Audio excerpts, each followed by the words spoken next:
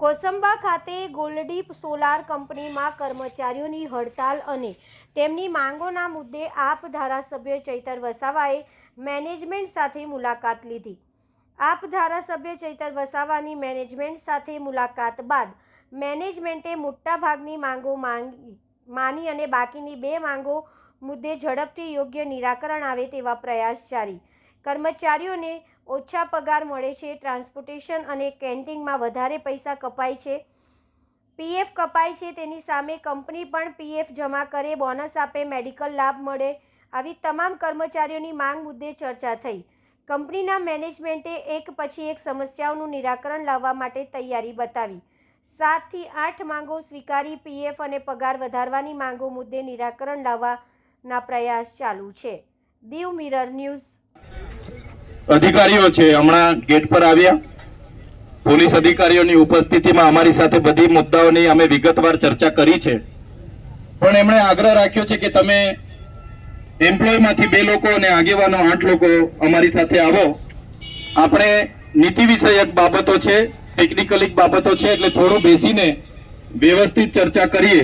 અમે બધી જ વાતો કરી છે એમણે, અને એ લોકો સકારાત્મક રીતે પોઝિટિવ રીતે એમણે લીધું છે અને સહકાર આપવાની એમણે આપણને કીધું છે કે અમારા તરફથી તમને સહકાર છે ને અમને અંદર બોલાવે છે। તો ડેડિયાપાડાથી એક આગેવાન તરીકે હું જામ છું, નેત્રંગના એક આગેવાન છે, વાલિયાના એક આગેવાન છે, માંડવીના એક આગેવાન છે, ઝઘડિયાના એક આગેવાન છે, અંકલેશ્વરના એક આગેવાન, ભરૂચના એક આગેવાન અને કોસંબાના 2 અને માંગરોળના એક આગેવાન, એમ કરીને અમે 10 લોકો અંદર જઈએ છીએ તમારા વતી। તમારા 2 એમ્પ્લોય પણ અમારી સાથે છે। તો 1 બાય 1 અમે ત્યાં ચર્ચા કરીશું અને તંદુરસ્ત ચર્ચા કરીશું। જે પણ ચર્ચા થશે એ મેનેજમેન્ટ, પોલીસ અધિકારીઓ અને અમારી બધાની ઉપસ્થિતિમાં થશે, એટલે તમારે કોઈ ચિંતા કરવાની જરૂર નથી। તમે અમારા પર વિશ્વાસ મૂક્યો છે, અમને આગેવાન તરીકે બોલાવ્યા છે, એટલે તમારે પણ સહકાર આપવો પડશે। એ લોકોએ આપણને સહકાર આપવાની વાત કરી છે, આપણે પણ એમને સહકાર આપવો પડશે। એટલે મેં વધારે વિનંતી નથી કરતો, પણ અહીંયા આપણે એક રસ્તો ખુલ્લો રાખીશું। જે પણ હમણાં રજા થશે, છુટ્ટી થશે અને જે લોકો ઘરે જવા માટે નીકળશે એમને કોઈ પણ જાતની પરેશાની ના થાય, કોઈ પણ જાતનું ડિસ્ટર્બન્સ ના થાય, એની તકેદારી તમારે બધાએ લેવી પડશે। ને બીજું, અહીંયા જેટલા પણ આગેવાનો ઉપસ્થિત છે એમને મારી વિનંતી છે કે આગેવાન તરીકે બધી શાંતિ જળવાય, કોઈ શોર શરાબો ના થાય, હોહા ના થાય અને ખોટી ટીકા ટિપ્પણીઓ ના થાય અને વ્યવસ્થા જળવાય, એ માટે આગેવાનો પણ ધ્યાન રાખજો। અને કોઈ પણ વ્યક્તિએ કોઈ પણ લોકવાયકામાં કે બીજાની વાતમાં આવીને ઉશ્કેરાઈને કોઈ અવ્યવસ્થા ન સર્જાય એવું કોઈ પણ પગલું નથી ભરવાનું। કોઈ અવ્યવસ્થા સર્જાય એવું આપણે પગલું નથી ભરવાનું। એ લોકોએ સહકાર આપવાની વાત આપણને કરી છે, આપણે પણ સહકાર આપવાનો છે। તો અહીંથી આપણે જેટલા પણ યુવાનો આગેવાનો બેઠા છે, આ ગાડીઓ નીકળશે માટે એમ્પ્લોયમાંથી 2 આગેવાનો, હાર્દિકભાઈ એમની ટીમ અને અમે દરેક તાલુકામાંથી એક આગેવાન, ત્યાં લાંબી ચર્ચા થઈ, મુદ્દાનું 1 બાય 1 વિગતે અને લાંબી ચર્ચાઓ કરી છે। એટલે જે અંદરની ચર્ચાઓ થઈ છે એ તમારી વચ્ચે અમે મૂકીએ છીએ। મેનેજમેન્ટ દ્વારા પોઝિટિવ રીતે આપણને સાંભળ્યા છે, એક મુદ્દા પર એમણે જવાબો પણ આપ્યા છે અને એમનાથી જેટલું થઈ શકે એ એમના મર્યાદામાં રહીને એમણે આપણને જાણ પણ કરી છે કે ભાઈ અમારી મર્યાદા આટલી છે, આટલે સુધી અમે કરવા માંગીએ છીએ। અને એમણે છેલ્લે આપણને અપેક્ષા પણ આપણા પર રાખી છે કે જેટલા પણ અમે કહીએ છીએ તમે બહાર જઈને વાત મૂકજો અને વાત તમામ કર્મચારીઓ અમારા છે, કામે લાગે, એવી પણ એમણે અપેક્ષાઓ આપણા પર રાખી છે। તો પહેલા જે તમારો પ્રશ્ન હતો ટ્રાન્સપોર્ટેશનનો, કહેવાનું તમારું હતું, આપણે હાર્દિકભાઈએ જે પ્રકારે મને રજૂઆત કરી હતી કે ભાઈ કોઈ કોસંબાથી આવે છે એના પણ 1500 કપાય છે, કોઈ ઝંખવાડથી આવે છે એના પણ 1500 કપાય છે। ત્યારે કોણ ક્યાંથી આવે છે એ પ્રકારે એ નક્કી કરશે એ લોકો કે ભાઈ ઝંખવાડના કેટલા છે, કામરેજના કેટલા છે, ને એના કિલોમીટર પ્રમાણે આવનારા દિવસોમાં વિભાગો પાડવામાં આવશે કે ભાઈ 10 કિલોમીટર છે, 20 કિલોમીટર છે, 30 કિલોમીટરના છે, અને એ પ્રકારે તમારા પર ભાડું લેશે એ લોકો.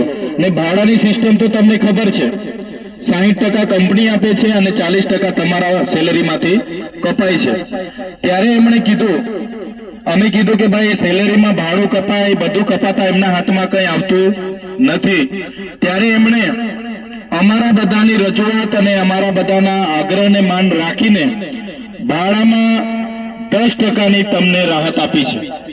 માનો કે કોઈનો 1000 રૂપિયા ભાડું કપાતું હશે તો એમાં 900 જ રૂપિયા, 10% રાહત એટલે કે વાર્ષિક 900 જ રૂપિયા ભાડું કપાય એવી એમને એક રાહત આપી છે.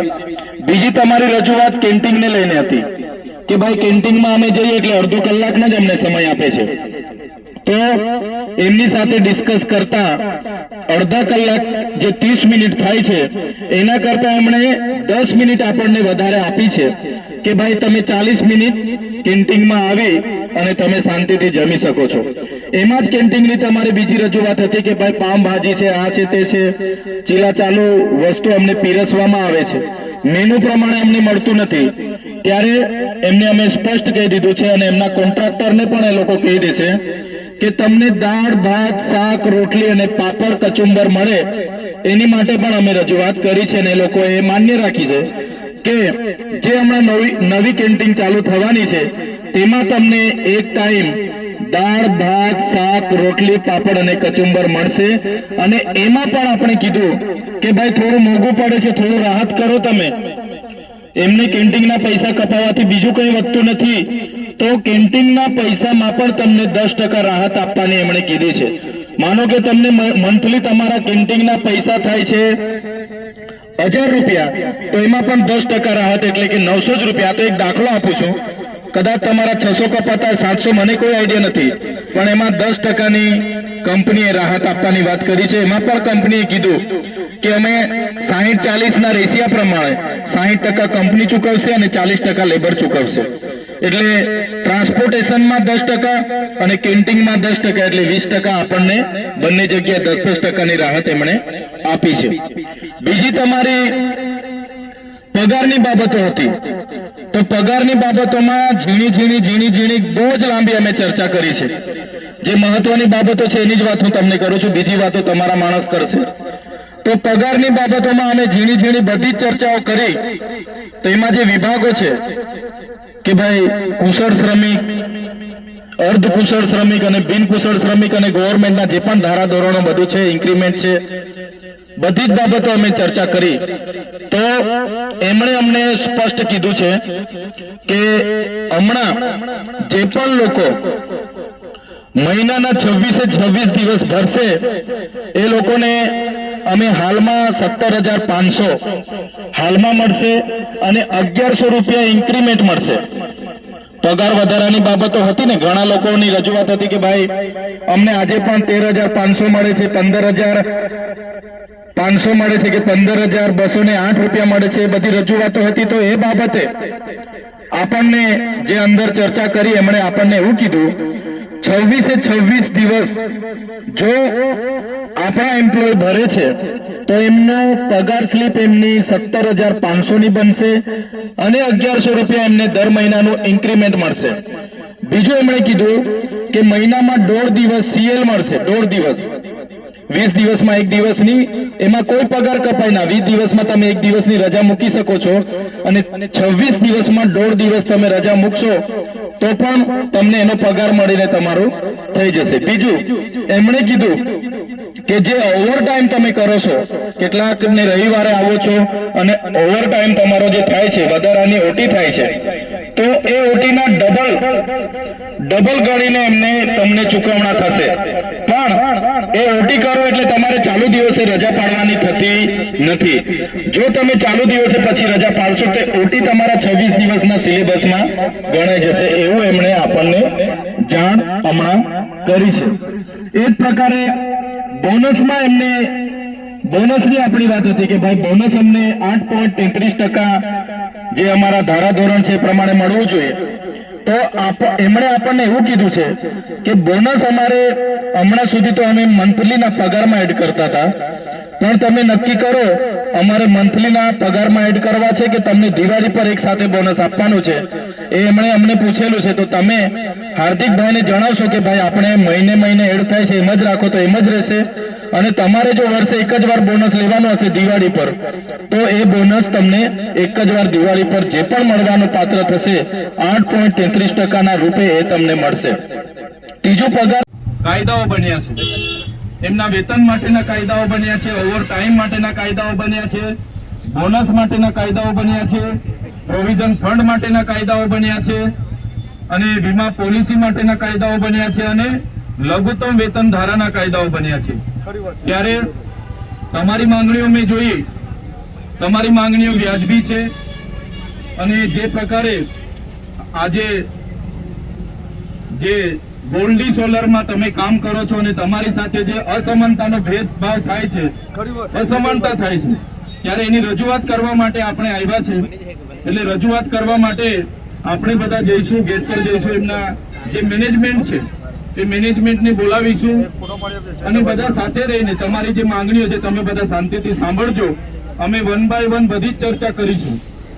તમને ખબર છે કે જે એક્ટ બન્યા 1947 નો આપણો ઇન્ડસ્ટ્રીયલ ડિસ્ટ્રીબ્યુટરનો એક્ટ બન્યો, આપણે લઘુત્તમ વેતન ધારાનો એક્ટ 1948 માં બન્યો, એ જ પ્રકારે આપણે પ્રોવિઝન ફંડનો એક્ટ 1952 માં બન્યો, એ જ પ્રકારે આપણે બોનસ ની રકમ પગાર પર બોનસ મળવું જોઈએ એનો એક્ટ 1965 માં બન્યો, એ જ પ્રકારે 1970 માં કોન્ટ્રાક્ટ અને મજૂરની નિયમન અને નાબૂદી માટેનો એક્ટ બન્યો. ગુજરાતમાં 1972 માં મજૂરો અને કોન્ટ્રાક્ટરોના નવા નિયમો બન્યા. એ જ પ્રકારે 24 એપ્રિલ 2023 ના રોજ શ્રમ આયોગની કચેરી દ્વારા લઘુત્તમ વેતન ધારાની દરેક ગાઈડલાઈનો બની, એ પ્રમાણે બધાને લઘુત્તમ વેતન ધારો મળવો જોઈએ. અને સાથે સાથે તમે જાણો છો હમણાં જ ટૂંક સમયમાં 30/9/2025 ના રોજ ગુજરાત સરકારે શ્રમ આયુક્તની કચેરીએ નવો પરિપત્ર બહાર પાડીને નવા ભાવ, નવી નીતિઓ બહાર પાડીને મજદૂરોના ન્યાયની વાત એમણે જયારે મૂકી છે, પણ આજે અમલવારી નથી થતી. સાથે સાથે એમણે અનુસૂચિત 6 માં આવતા, અનુસૂચિત 4 માં આવતા લેબરો માટે જેમને આપણે કુશળ, બિનકુશળ, અર્ધકુશળ ની વ્યાખ્યા આપીએ છીએ, એમના માટે પણ જે નિર્વાહ ભત્તાની વાત છે એ પણ આજ દિન સુધી આપણને કોઈ મળતું નથી. સાથે સાથે વીમા પોલિસીની બાબતો હોય, વળતરની બાબતો હોય, ગ્રેજ્યુટી 15 દિવસની મળવી જોઈએ તેની બાબતો હોય, મહિનાના 26 દિવસે કામ કરવાનું હોય છે, 8 કલાકથી પણ વધારે કામ કરે અને એનો ઓવર ટાઈમની બાબતો હોય, તો તમામ બાબતોનો આજે આપણે એમની સાથે ડિસ્કસ કરીશું, એક એક મુદ્દાની વાત કરીશું, અને તમને ન્યાય મળે એ હેતુસર જ અમે બધા અહીંયા ઉપસ્થિત થયા છે. અને અમારું કામ, અમારી તમામ ટીમ અહીંયા ઉપસ્થિત છે, તો તમને ન્યાય અપાવીને જ અમે જઈશું. અને જે પણ ત્યાં ચર્ચા થશે મેનેજમેન્ટ સાથે જે પણ ચર્ચા થશે એની સાથે તમારા આગેવાનો પણ અમારી સાથે રહેશે, એની પણ ચર્ચા કરીશું. આગળ પણ તમે મળ્યા છો, તમને એમને બાંહેધરી આપી અને એમણે નથી મંજૂર કર્યું, ત્યારે જ આજે ફરી આપણે આવવું પડ્યું છે. અને હું તો તમને એટલી સુધી બાંહેધરી અને ખાતરી આપું છું, અમે બધી જ તૈયારીઓ સાથે આવ્યા છે. કંપનીમાં અમને અઠવાડિયાના ગેટ પર બેસવું પડે છે, અઠવાડિયાના કપડા લઈને જ અમે આવ્યા છે. એટલે કોઈએ ચિંતા કરવાની જરૂર નથી. આપણા જે અધિકારની વાત છે, જે ગુજરાત સરકારે મોટી જાહેરાતો કરી કે મજદૂરોને આટલો ન્યાય મળવો જોઈએ, આટલા વર્ષ કામ કરે એમને કાયમી કરવા જોઈએ, 85% સ્થાનિકોને કાયમી રોજગાર મળવો જોઈએ, જે સંવિધાનમાં પ્રાવધાન છે, સરકારે નીતિ નિયમો બનાવ્યા છે, એ પ્રમાણે જ આપણે વાત કરવાના છે અને એ પ્રમાણે તમને ન્યાય અપાવવાના છે. ત્યારે મારી સાથે તમામ આગેવાનો અહીંયા ઉપસ્થિત થયા છે. પિયુષભાઈ પટેલ છે, તેજસભાઈ પટેલ છે, સ્નેહલભાઈ વસાવા છે, શિરીષભાઈ ચૌધરી છે, રજનીભાઈ વસાવા છે, સંદીપભાઈ વસાવા છે, આપણા માંગરોળના તમામ આગેવાનો છે, કિરણભાઈ છે, સંજયભાઈ છે, અનંતભાઈ છે, રણજીતભાઈ છે, બધા જ આગેવાનોનો અમારો ધ્યેય એ જ છે કે તમને ન્યાય મળે. અમારા અંકલેશ્વરના સંગઠનના પ્રમુખ પણ નીતિનભાઈ એમની ટીમ સાથે તમારા ન્યાય માટે આવેલા છે. તો અમારો બધાનો હેતુ તમને બધાને ન્યાય મળે એનો છે. તમને ન્યાય આપવા માટેની મેનેજમેન્ટ સહમતિ આપી દેશે તો આપણું આંદોલન આપણે સમેટી લઈશું. અગર મેનેજમેન્ટ સહમતિ નથી આપતું અને આપણી સાથે યોગ્ય રીતે વાત નથી કરતું તો અમે પણ તમારી સાથે જ દડા પર બેસવાના છે. એટલે એમાં કોઈ ચિંતા કરવાની. આપણે બધા શિસ્તમાં માનનારા લોકો છે તો શિસ્તની પદ્ધતિસર જ આપણે ત્યાં જઈશું. કોઈએ પણ ધક્કામુક્કી કે કોઈએ પણ બીજી વાતો શોર શરાબા હો હા કોઈ કરવાનું નથી. હાય, હું છું ક્રુઝિન સિંઘાનિયા. આપની આસપાસના સત્ય સમાચાર જાણવા માટે જોતા રહો દીવ મિરર ન્યૂઝ અને હા, લાઈક અને સબસ્ક્રાઇબ કરવાનું ભૂલતા નહીં. Thank you.